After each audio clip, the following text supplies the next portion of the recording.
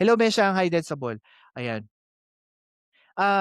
Sabi din dito na um, yung mga statement po na inilabas ng AMLAC dito po sa mga bank account statement na 'to, kumpara doon sa mga bank statement na inilabas ni Senator Trillanes, ito daw po ay mga bagong datos na, mga bagong detalye na kung saan po naiko-connect ito doon sa mga naunang statement na which is allegation against VP Sara Duterte dito po sa mga bank account.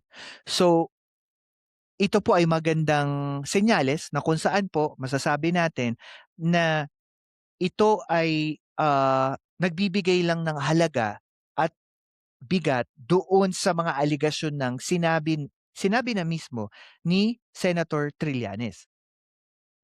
At yung mga dokumento at mga statement po of bank accounts, tinanong po kasi si Senator Trillanes dito kung saan nanggaling itong information na ito. Remember po, doon po sa sinabi niya, meron po tayong narinig na pangalang Joseph De Mesa. Ito pong si Joseph De Mesa po, ito po yung nagbigay ng information kay Senator Trillanes before nito pa I think 2016. Siya po daw ay pumunta sa Magdalo headquarters at ito po ay fully vetted ng kanyang grupo, pati po yung mga information na inilabas niya, pati yung mga ebidensya. Kaya nung dinet po nila ito at inilabas ito sa publiko at inamin din naman ng dating pangulo,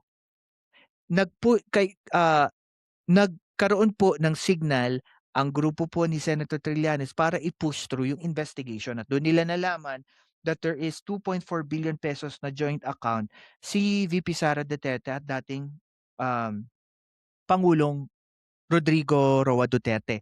Aniya pa ni Senator Trillanes, sinasabi niya dito na karamihan ng mga bank transaction at bank deposit ay nanggaling po sa tatlong magkakaibang pangalan na apparently dinadawit po na bilang mga drug lords. Una, si Sammy Uy, na ito po ay dinawit na ni Arturo Las Cañas na isang drug lord. Kahit po ito ay pinapabulaanan ng dating secretary, I think ng Agrarian Reform, si Sammy Uy ay isang legitimate businessman. Ang sabi ni Senator Trillanes dito, which is sa akin din, palagay, para naisip ko rin, nakapagtataka na sa laki ng perang na idideposito towards the joint account ni VP Sara at ni dating presidente, anong business ang meron si Sammy Uy?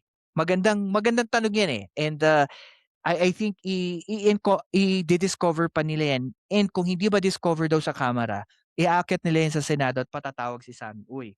And also, tinanong din, ano bang credibility ni Manny Piñol? Second, si Michael Yang. Sino ba si Michael Yang? Si Michael Yang po ay dating presidential advisor ni Pangulong Duterte for entrepreneurship. At apparently siya po ay nagtatago at isa po siyang fugitive. Inaakusahan din po na siya po ay isang drug lord. O yan, di ba? Okay, hello po, Mr. Romualdez Tambis. Sabi ni Sir dito, solid daw si Trillanes. Kengkoy ka din paninindigan na ihi nga sa pantalon. Hindi ko po alam kung naihi siya sa pantalon, hindi ko po nakita yon. Basta binabasa ko lang yung statement. Okay? Alright. And then um, sabi din dito ni Senator Trillanes, may pangatlo pong pangalan na lumabas dito, yung pangalang Charlie Tan, na isa din daw po na source of money na nagdedeposito doon sa pera. At mula po noon, itong tatlong individual na ito po yung nagpasimula ng source of income from illegal drugs patungo dito sa mga Duterte. At nung naging presidente daw po si Duterte, lumawak at nag-diversify yung source of income nito. Ako si Professor Roland Simbulan at ito ang Philcast kung saan ang katotohanan ay walang takot na sinasabi. Like, share, and subscribe na.